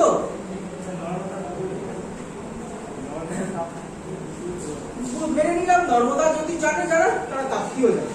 আর কিছু বলতে পারে? লিখে রাখা Damodar, Narmada as well as Tapti and Damodar. Narmada, Tapti আর দামোদর তিনটেই ছুটির মধ্যে দিয়ে প্রবাহিত, প্রশ্ন উপত্যকার মধ্যে দিয়ে প্রবাহিত। Narmada, Damodar, Tapti. Both are flowing through fault বা ছুটি, বাংলায় ছুটি, ফল্ট। এনিওয়ে, নর্মদার উপরে সবচেয়ে বড় যে কন্ট্রোভার্সি সেটা হচ্ছে সর্দার সরোবর বাঁধ, আর একটা আছে ওমকার সাগর আর নর্মদা সাগর। তার মধ্যে সবচেয়ে বড় হচ্ছে সর্দার সরোবর বাঁধ। কি কন্ট্রোভার্সি? না, এখানে যে ড্যামটা তৈরি করা হচ্ছে, ড্যামটা তৈরি করা হলে বলা হয়েছে যে এখানে এগ্রিকালচার ডেভেলপমেন্ট হবে, যাতায়াতের সুবিধা হবে, বন্যা নিয়ন্ত্রণ হবে। কিন্তু এই ড্যামটা তৈরি করতে গিয়ে 5000 জনবসতিকে উচ্ছেদ করতে হচ্ছে, সেই জন্যই কন্ট্রোভার্সি। এছাড়া আর কিছু নেই। নর্মদার উপরে ইম্পর্টেন্ট ওয়াটারফলস বলতেই আছে, তোমরা পড়ে নেবে। সেটা কি? নর্মদার উপরে ওয়াটারফলস ধোঁয়াধার, আর কি কপিলধারা, সহস্রধার, এই তিনটে মনে রাখবে। ধোঁয়াধারটা বইতে পাবেই পাবে, যদি না থাকে কপিলধারা, সহস্রধারা, এই দুটো নামে। ধোঁয়াধারের বিখ্যাত, ধোঁয়াধার কেন পরীক্ষায় আসে বারবার? কারণ ধোঁয়াধারটা দেখতে, কারণ মার্বেল পাথরের উপরে জলপ্রপাতটা তৈরি হয়, একটা খুব সুন্দর পিকচার তৈরি করেছে। মার্বেল যদি হয়, খুব অদ্ভুত ব্যাপার। দেখো, মার্বেল মানে চুনা পাথর। লাইমস্টোন, লাইমস্টোন কোন ইন্ডাস্ট্রিতে সবচেয়ে বেশি ইউজ করা হয়? হ্যাঁ, লাইমস্টোন, চুনা পাথর, ম্যাঙ্গানিজ, হ্যাঁ ম্যাঙ্গানিজ লোহা, লাইমস্টোন, চুনা পাথর। এত সুন্দর টাইলস বসাচ্ছো, বাবাকে বলছো টাইলস বসাও বাড়িতে, কি হচ্ছে? সিমেন্ট। তাহলে the river valley which is most important for cement production, দেখো এটা conceptual question. the river valley which is very famous for cement production, Narmada. কেন বললাম? আমি বললাম, তোমরাও লিখলে। জাজ করবে কি করে? কাদানি, মধ্যপ্রদেশের কাদানি ভারতের বৃহত্তম সিমেন্ট উৎপাদন কারখানা, নর্মদা তীরে অবস্থিত। ঠিক আছে? হ্যাঁ, নামিয়ে বলো, বলো না হবে। সিন্ধ্রি, হ্যাঁ সিন্ধ্রি একটা জায়গার নাম, কারখানা।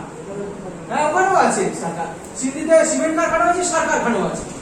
কিন্তু লার্জেস্ট ওয়ান কাদানি, মধ্যপ্রদেশে।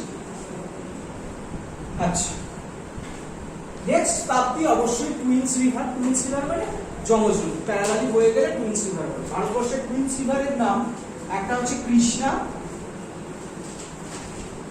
আর একটা হচ্ছে কৃষ্ণার সঙ্গে হচ্ছে মুশি, আর একটা হচ্ছে নর্মদা, আর একটা হচ্ছে তাপ্তি, আর একটা হচ্ছে গঙ্গা, অবভিয়াসলি যমুনা। ঠিক আছে? এই হলো তোমাদের নদী। এবার নদী আর কি কাজে লাগে? একই সঙ্গে কোনটা পড়বে নদীর সঙ্গে? ইরিগেশন, ইরিগেশন ফেসিলিটি আর ড্যাম। ড্যামগুলো তো আমরা আলোচনা করেই দিলাম। এবারে আমি আসি, কতগুলো তোমাদের মাইনুট জিনিস লিখিয়ে দেবো, যাতে কোশ্চেন যতই টাফ হোক কোনো অসুবিধা হবে না। লেখো।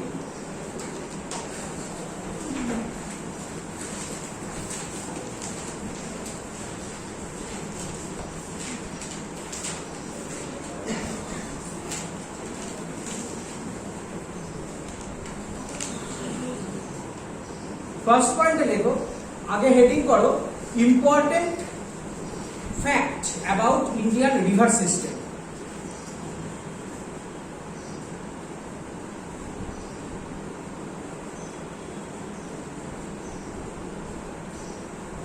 The river which is known as Lahore's river, Lahore apostrophe is Lahore's river, Lahore's river,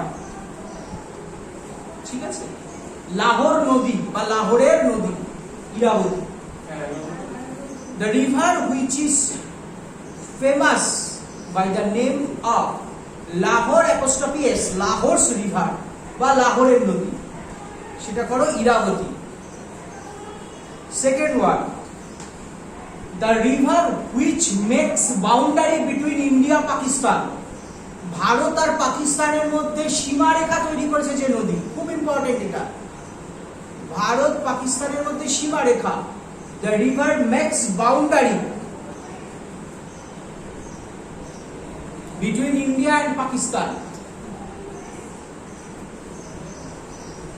সেটা হচ্ছে বিপাশা বা বিয়াস, ইংরেজিতে বিয়াস, বাংলায় Bipasha. Next point, Tsangpo is river canyon. Tsangpo মানে ব্রহ্মপুত্র নদী আর একটা নাম, রিভার ক্যানিয়ন, খাত, river canyon is the longest canyon of India, ভারতের দীর্ঘতম খাত। Tsangpo canyon is the longest canyon of India. প্লেসটা হচ্ছে নামচা বারোয়া, নামচা বারোয়াতে এই খাতটা তৈরি। ঠিক আছে, পরেরটায় চলে যাই, রিভার কনফ্লুয়েন্স। পরের পয়েন্টটা হচ্ছে রিভার কনফ্লুয়েন্স, দুটি বা তিনটি নদীর মিলনস্থল কোন কোন অঞ্চল? Alaknanda confluence, river confluence, Alaknanda plus চিহ্ন দাও, দিয়ে লেখো ধৌলি গঙ্গা, বিষ্ণুপ্রয়াগ, হাইফেন দিয়ে বিষ্ণুপ্রয়াগ, সবকটা উত্তরাখণ্ডে, কেমন, plus Dhauli Ganga, Dhauli Ganga, Vishnuprayag, Prayag, yes. Next হচ্ছে অলকানন্দা প্লাস মন্দাকিনী, নন্দা প্রয়াগ, মন্দা না কিন্তু নন্দা, দন্তন্য, N not M, Alaknanda plus Nandakini, N A N D I D A, sorry Nandakini, K I N I, প্লেসটা হচ্ছে নন্দপ্রয়াগ। পরেরটা অলকানন্দা প্লাস মন্দাকিনী, এইটা রুদ্রপ্রয়াগ।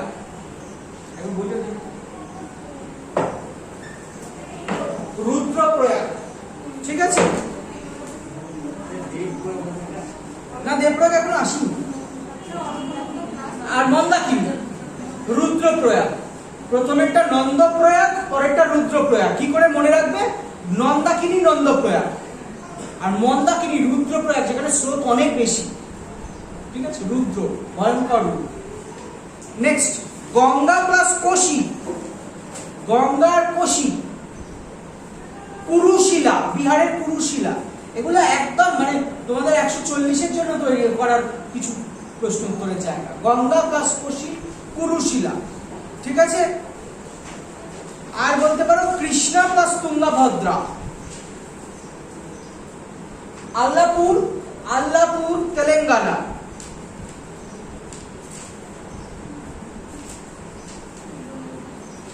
এইবার বলি আল্লাপুর তেলেঙ্গানা, ঠিক আছে।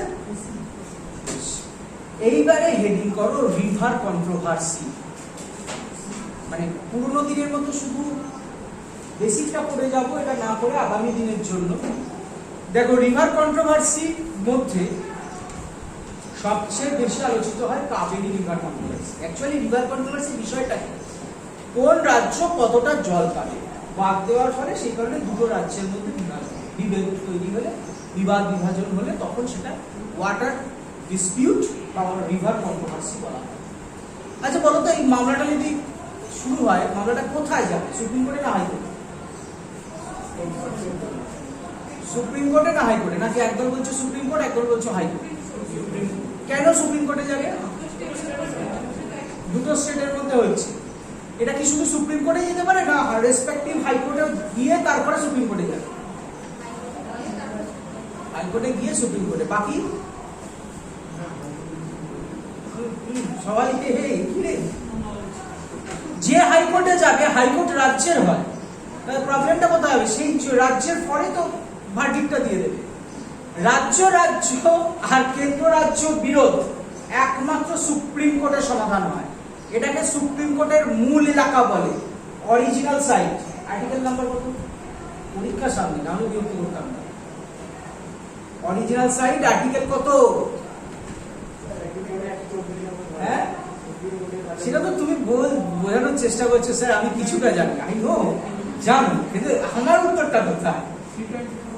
131, এটাকে অরিজিনাল সাইট বলে। এবং এইটাই সুপ্রিম কোর্টের যুক্তরাষ্ট্রীয় ক্ষমতা। যুক্তরাষ্ট্র মানে একাধিক রাজ্যকে নিয়ে একটা রাষ্ট্র তৈরি। একটু বড় ওয়াস, একটু বড় বেসিক প্রশ্ন। আমি কিন্তু এগুলো লোক নই, আমি তো নাড়িয়ে দেখছি আর কি। বাইরে যাবে বিস্কুটের বয়ামে বিস্কুট ঢুকে যাওয়ার পরে না আমরা একটু নাড়াই, আরো একটা দুটো ঢুকে যায়, এটা বাইরে থাকবে না হয় না। আমি এখন নাড়িয়ে কিছু ইনফরমেশন দিচ্ছি, এগুলো রাখো ভেতরে, কাজে লাগবে। এনিওয়ে, রিভার কন্ট্রোভার্সি নিয়ে কথাটা এলো। রিভার কন্ট্রোভার্সির মধ্যে Kaveri river controversy is most famous. কিন্তু কাবেরী রিভার কন্ট্রোভার্সি মিটে গেছে, এটা এখন নেই। সুতরাং এটা নিয়ে খুব বেশি মাতামাতি না করলেই চলে। যে কন্ট্রোভার্সি গুলো চলছে সেইগুলোকে আমরা পড়ি। 3টে কলাম করো: river, states, tribunal, present situation.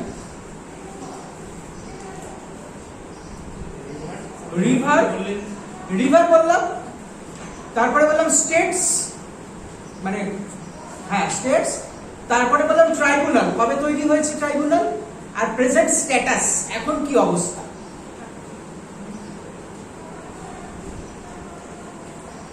লেখো কৃষ্ণা 3, রিভার ডিসপিউটে লেখো কৃষ্ণা 3। তার মানে কৃষ্ণা 1 হয়েছিল ইন 1969, সেটা মিটে গেছে।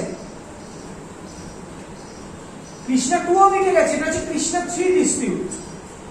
স্টেট: কর্ণাটক, তেলেঙ্গানা, অন্ধ্রপ্রদেশ, মহারাষ্ট্র। কর্ণাটক, তেলেঙ্গানা, অন্ধ্রপ্রদেশ, মহারাষ্ট্র। তার মধ্যে কর্ণাটকটা ব্র্যাকেটে রাখবে, কারণ এটা অনলি বেনিফিশিয়ারি স্টেট, যার উপর দিয়ে যায়নি কিন্তু বেনিফিটটা পেয়েছে। ওকে, 4টে বলেছি। মহারাষ্ট্র, অবশ্যই মহারাষ্ট্র তো লাগবেই। ট্রাইব্যুনালটা হচ্ছে 2004 সাল। স্টেটগুলো কর্ণাটক, তেলেঙ্গানা, অন্ধ্রপ্রদেশ, মহারাষ্ট্র। 2004 সাল। প্রেজেন্টলি কন্টিনিউইং, এখনো চলছে। কিন্তু আবার আমি সতর্ক করে দিচ্ছি, এটা কৃষ্ণা 3। ওরা যদি শুধু কৃষ্ণা দেয় তাহলে সেটা কৃষ্ণা 1 বলে দেয়, অপশন দেখে তবে দাগাবে। কৃষ্ণা 3 কন্টিনিউ, অপশন যেরকম থাকবে। 1969 ও সব মিটে গেছে, 86 এ মিটে গেছে। নেক্সট করো বংশধারা বা বংশধারা বা বংশধারা। বংশধারা বা বংশধারা অন্ধ্রপ্রদেশ আর উড়িষ্যা। অন্ধ্রপ্রদেশ, উড়িষ্যা 2010 থেকে কন্টিনিউইং চলছে।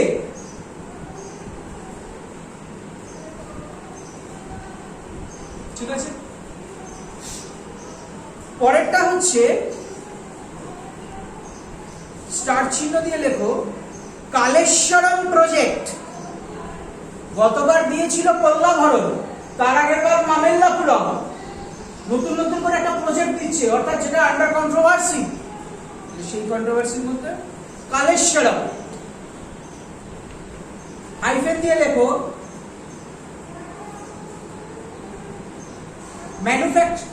established on Godavari and Telangana is benefited. Telangana is benefited. Established on Telangana. তেলেঙ্গানার উপরে তৈরি হয়েছে, বেনিফিটেড তেলেঙ্গানা। নদীটার নাম গোদাবরী। কিন্তু প্রবলেম হচ্ছে NGT. NGT stands for NGT, national green tribunal opposed this project. Opposed this project. আর আছে পং বাঁধ বা Pong dam on Beas, Pong dam on Beas, পরেরটা পং বাঁধ বিপাশা বা বিয়াসের উপরে পং বাঁধ। কন্ট্রোভার্সি হচ্ছে রাজস্থান আর হিমাচল প্রদেশের মধ্যে, রাজস্থান আর হিমাচল প্রদেশের মধ্যে।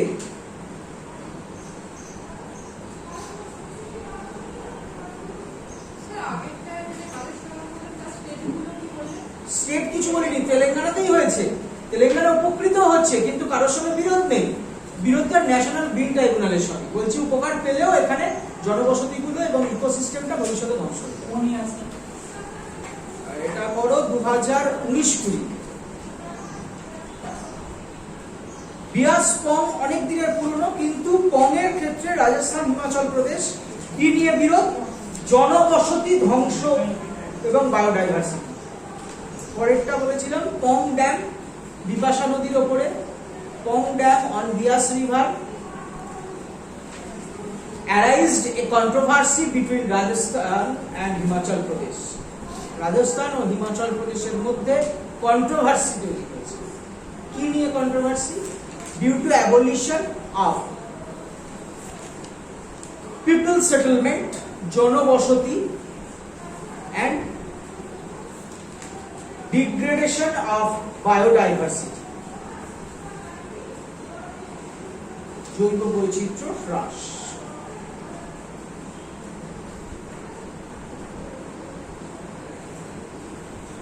ঠিক আছে, এবারে রিভার থেকে যেটা আসে সেটা হচ্ছে ইরিগেশন সিস্টেম। কোনটা? পং। পং বহু পুরনো, দেখে বলতে হবে, মনে নেই, একটু কোশ্চেন মার্ক দিয়ে রাখো, আমি পরে বলে দেবো। পং তাও তোমার আমি এমনি বলছি, তোমার ওই 1978-82 খুব পুরনো, পাওয়ার একবার দেখে বলবো। এনিওয়ে, এবার যে জায়গাটা যাচ্ছিলাম ইরিগেশন। দেখো রিভারের সঙ্গে, রিভারের উপরে এই যে ড্যাম তৈরি করার পারপাসটা কি, বা মাল্টিপারপাস রিভার প্রজেক্ট কেন বলা হয়? একটা হচ্ছে হাইডেল পাওয়ার অর্থাৎ জলবিদ্যুৎ তৈরি হবে, আর একটা হচ্ছে সেচ তৈরি হবে, এন্ড থার্ড ওয়ান সেটা হচ্ছে ন্যাশনাল ওয়াটারওয়েজ হিসেবে ব্যবহার করা। এই ন্যাশনাল ওয়াটারওয়েজ ব্যাপারটা কিন্তু দিনকে দিন ইম্পর্টেন্ট বৃদ্ধি পাচ্ছে, গুরুত্ব বৃদ্ধি পাচ্ছে। আমরা আজ থেকে 3-4 বছর আগেও পড়েছি বা দেখেছি NW1, NW3, NW4, NW5, NW6 maximum. Presently ভারতবর্ষে ন্যাশনাল ওয়াটারওয়েজের সংখ্যা কটা? জাতীয় জলপথ 111। তো এই কারণে লিখতে হবে না, লিখতে হবে, এগুলো লেখা সব সময় আছে, কিছু শুনলেও মনে থাকবে। এইবার এই কারণে ভারতবর্ষের নদীগুলোর উপরে গুরুত্ব আরোপ করা পাচ্ছে, যে কারণে বলে না river linking project. River linking মানে কি? দেখা যাচ্ছে চম্বল নদীর ওপরে গ্রীষ্মকালে জল থাকে, whereas কাবেরী বা মহানদীর উপরে গ্রীষ্মকালে জল থাকে। অতিরিক্ত জলকে ওই অঞ্চলে প্রবাহিত করে দেওয়া, যাতে ইন্ডাস্ট্রি ডেভেলপমেন্ট হয়, এগ্রিকালচার ডেভেলপমেন্ট। প্রবলেমটা নষ্ট হচ্ছে, বায়োডাইভার্সিটি একটা নষ্ট হচ্ছে, দ্বিতীয়ত হচ্ছে স্টেবিলিটি অফ প্ল্যাটফর্ম বা ভূত্বক, এই অঞ্চলে বা ভূপৃষ্ঠের একটা সমস্যার সৃষ্টি হচ্ছে। কারণ যে অঞ্চলটা দীর্ঘদিন ধরে শুকনো হয়ে রয়েছে গরমকালে, সেখানকার ভূপ্রকৃতি সেইভাবেই তৈরি হয়েছে। এবার যদি হঠাৎ জলপ্রবাহ, মানে প্রচুর জলপ্রবাহ, তার চাপ আছে, সেই চাপটা যদি ক্রমাগত ভূত্বকের উপরে, ভূপৃষ্ঠের উপরে পড়তে থাকে, সেটা ইন ফিউচার সেখানকার মাটির বেসগুলোকে হালকা করে দেবে। যেমন দিচ্ছে কয়লা তোলার সময়, কয়লা তুলে নেওয়ার ফলে, স্লাম্পিং এর ফলে সেই অঞ্চলটা ফাঁকা হয়ে যাচ্ছে। এবার সেখান দিয়ে যখন তার থেকে 50 কিলোমিটার দূর দিয়ে ট্রেন যাচ্ছে বা বাস যাচ্ছে, জায়গাটা কাঁপতে থাকছে, ধস প্রবণ, ভূমিকম্প প্রবণ হচ্ছে। এই প্রবলেমগুলো দেখা যাচ্ছে। তো সেই কারণে ভারতবর্ষের ইরিগেশন প্রজেক্ট এবং কন্ট্রোভার্সি, বা ইরিগেশন প্রজেক্ট এবং তার দ্বারা কোন কোন অঞ্চল উন্নত হচ্ছে। যেমন ধরো প্রথম থেকে ওপর থেকে যদি আসি, তাহলে সবার আগে যেটা পড়ে সেটা হচ্ছে ভাকরানাঙ্গাল। ভাকরানাঙ্গাল ভারতবর্ষের লার্জেস্ট, সেটা বইতে আছে। এবার ভাকরানাঙ্গাল যদি শতদ্রু নদীর উপরে তৈরি হয়ে থাকে, ভাকরানাঙ্গালের পারপাসটা কি? শতদ্রু, হরিয়ানা এই অঞ্চলগুলো উপকৃত, পাঞ্জাব, হরিয়ানা এই অঞ্চলগুলো উপকৃত ভাকরানাঙ্গালের উপরে। ভাকরা নাঙ্গাল কোন নদীর উপরে? শতদ্রী। ভাকরা নাঙ্গাল তাহলে কিসের জন্য সবচেয়ে বেশি সাহায্য করছে বলো? পাঞ্জাব হরিয়ানা কৃষিকাজ, কোন কৃষি? গম। কোনো সন্দেহ নেই। শতদ্রী থেকে একটা নতুন খাল খনন করা হয়েছে। সেই নতুন খাল অ্যাকচুয়ালি নয়, খালটা আগেই ছিল। খালটার নাম ছিল রাজস্থান ক্যানেল। সেই ক্যানেলটার নাম 1989-এ বলা হয়েছে ইন্দিরা গান্ধী ক্যানেল। রাজস্থানে ইন্দিরা গান্ধী ক্যানেল দেওয়ার ফলে, ক্যানেল দিয়ে জল দেওয়ার ফলে রাজস্থানে এখন লম্বা আঁশের তুলো চাষ হচ্ছে। এটা একটা বেনিফিশিয়ারি প্রোগ্রাম। কিন্তু প্রবলেমটা হয়েছে কোথায়? হনুমাননগর বলে একটি অঞ্চল আছে রাজস্থানে, মরুভূমির লাগোয়া। সেই অঞ্চলে এখন ওয়াটার লগিং, মরুভূমিতে ওয়াটার লগিং মানে জল আটকে থাকছে, জল পাস করছে। সেই জলটা আনপ্রোডাক্টিভ। রাস্তায় যে নর্দমা দিয়ে জলটা যাচ্ছে এটা তো আনপ্রোডাক্টিভ, বর্জ্য জল। রাস্তায় বৃষ্টির ফলে যে জলটা একটা জায়গায় জমা রয়েছে, ওয়াটার লগিং, সেটা তো বর্জ্য জল, সেটা দিয়ে আমার কাজ হচ্ছে না। এটা জল সম্পদ নষ্ট হচ্ছে। এই প্রবলেমটা ভাকরা নাঙ্গালের সামনে। যদি ট্র্যাডিশনাল প্রশ্ন হয়, ভাকরা নাঙ্গাল যেহেতু লার্জেস্ট ওয়ান, কত সালে এটা শুরু হয়েছিল? কত সালে ভাকরা নাঙ্গাল শুরু হয়েছিল? ওটা স্টার্ট ছিল একটুখানি লিখে রাখো।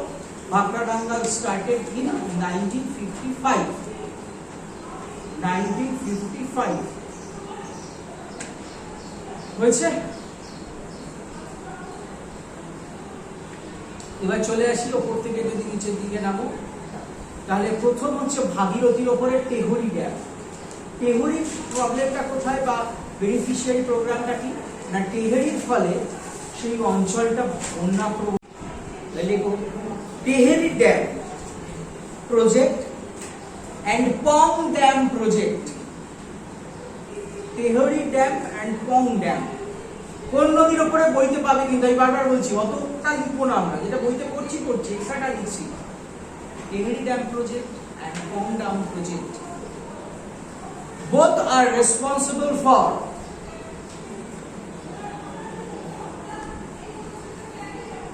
environment problem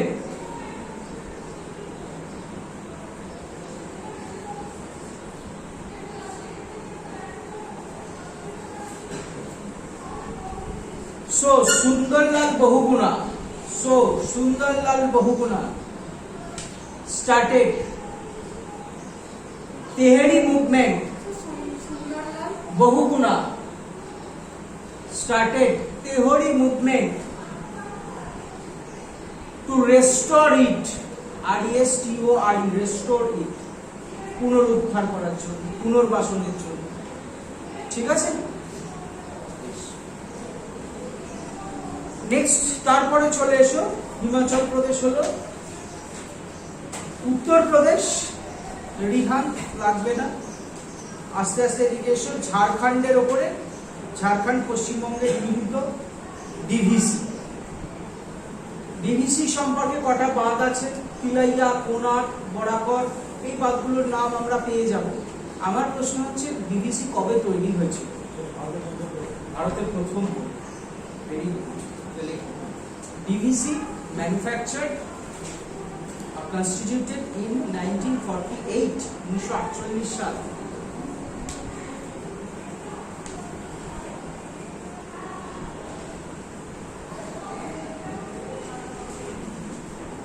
মহানদীর উপরে হীরাকুদ তো বললামই।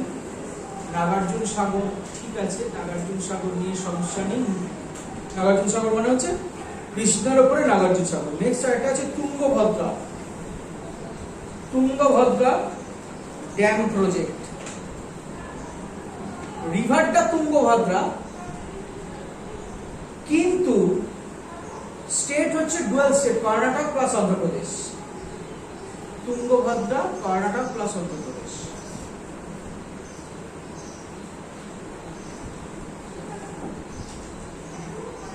বলতো তুঙ্গভদ্রার ওয়াটার ফ্লো কোন এগ্রিকালচার প্রোডাক্টের জন্য ব্যবহার করা হবে?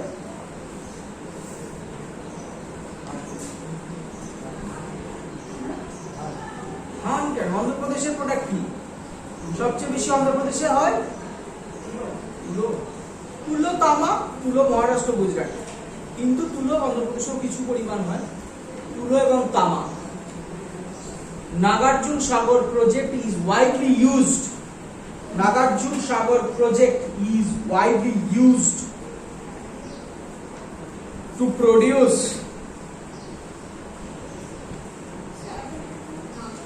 Nagarjuna Sagar project is widely used to produce cotton and tobacco.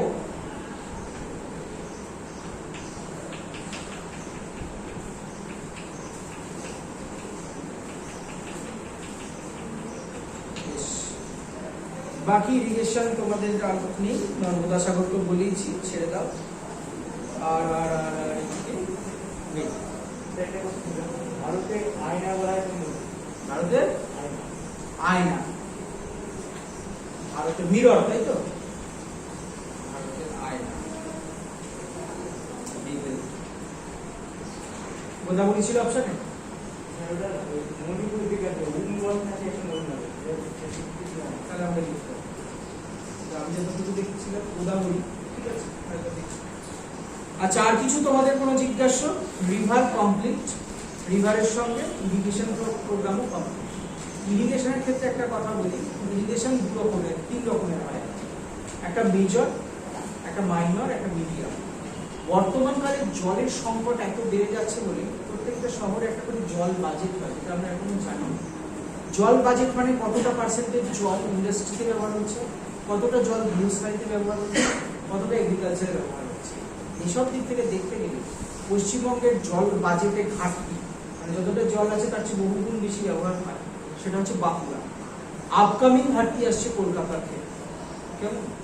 তো যাই হোক, এখন এই জল ঘাটতি বিষয়টাও কিন্তু ইরিগেশনের একটা বড় বিষয়, লক্ষ্য করার বিষয়, যাতে ইরিগেশনের জল নষ্ট না হয়। যে কারণে লেটেস্ট যে প্রজেক্টটা নেওয়া হয়েছিল কি হয়েছিল, প্রধানমন্ত্রী কৃষি সিঁচাই যোজনা।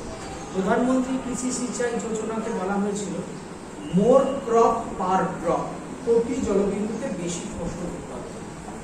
এই প্রজেক্টটাকে কাজে লাগানোর জন্য এখন এই মেজর মাইনর ইরিগেশনে শুধু কাজ হয় না, এখন হচ্ছে স্প্রিংকলার ইরিগেশন, ছিটিয়ে দেওয়া হবে, ওয়েভার ইরিগেশন, যতটুকু দরকার ততটুকু জায়গায় শুধু ঝর্ণার জলের মধ্যে ছিটিয়ে দিতে।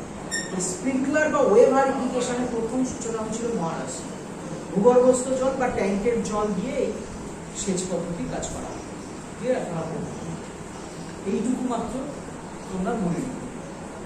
আচ্ছা, আমার বক্তব্য শেষ, তোমাদের কোনো বক্তব্য থাকলে বলতে পারো। হ্যাঁ,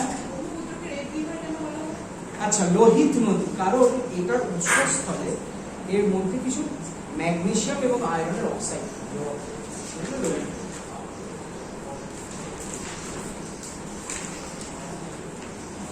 আর কেউ আর কিছু না? আপনি যান বেশি কোনটা ঝটপট ঝটপট বলো, আর কি আছে জিজ্ঞাসা?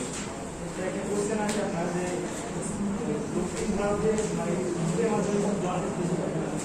দক্ষিণ ভারতে কিসের মাধ্যমে? হ্যাঁ, কি হতে পারে বলো? দেখো, খাল যদি হয় দুটো নদীর মাঝামাঝি হতে হবে, খাল হতে গেলে সমভূমি হতে হবে। এটা হচ্ছে জলাশয় যদি বলো তাহলে সেটা পাথর খুঁড়ে একটা তৈরি করা হয় বছরের পর বছর। যেহেতু হয় প্লেটু রিজিয়ন, জলাশয় থেকে। ঠিক আছে, আর কিছু? আর কেউ? হ্যাঁ বলো।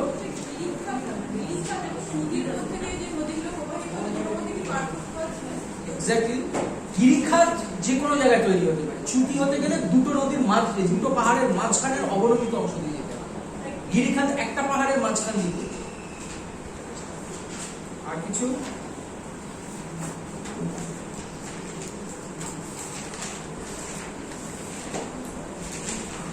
আর কেউ কোনো প্রশ্ন নেই তো?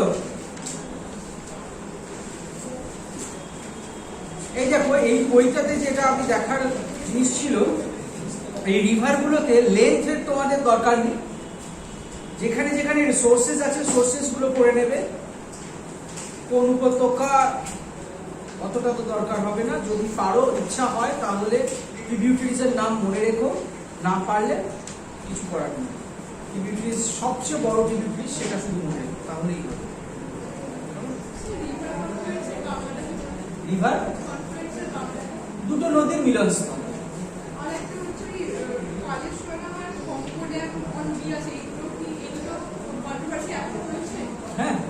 চলছে বলেই তো নতুনগুলো লিখলাম। সোন টোন ঠিক আছে, ঝিলাম, সোর্সেস, লেন্থ লাগবে না একটারও, কেমন? সবচেয়ে বড়টার লাগবে, মানে গঙ্গার লাগবে, আর গোদাবরী লাগবে দক্ষিণ ভারতের দীর্ঘতম, আর কিছু লাগবে না, ঠিক আছে? আরেকটা কথা বলি, পরীক্ষা আরেকটা প্রশ্ন আসে একটু টাফ, সেটা হচ্ছে পূর্ববর্তী নদী আর পরবর্তী নদী। পূর্ববর্তী নদীর ক্ষেত্রে মনে রাখবে, যারা ভূমিকম্প বা ভূ আন্দোলনের পূর্বে যেভাবে বয়ে যাচ্ছিল সেইভাবেই বয়ে যাচ্ছে, সেটাকে বলবো আমরা পূর্ববর্তী। পরবর্তী প্রবাহ ভূমিকম্পের পরে, ভূ আন্দোলনের পরে নদী যদি নতুন খাত, জেনারেলি যেটা নরম শিলা মানে হিমালয়, ভঙ্গিল পর্বত, এখানকার সবকিছুই কিন্তু পরবর্তী প্রবাহ, বুঝতে পারলেন? দক্ষিণ ভারতে যে কটা আছে সে কটা সব পূর্ববর্তী, আগেও যে খাতে ছিল এখনো সে খাতে আছে। বেশ, আর কিছু নেই তো? পড়ে রেখো, হ্যাঁ পড়ে রেখো। আর কি পরের দিন যখন কোয়েশ্চেন করবো আবার কিন্তু কিছু বইতে পাওয়া যাবে, কিছু পাওয়া যাবে না, এটা ভেবে নিয়েই পড়বো। Thank you.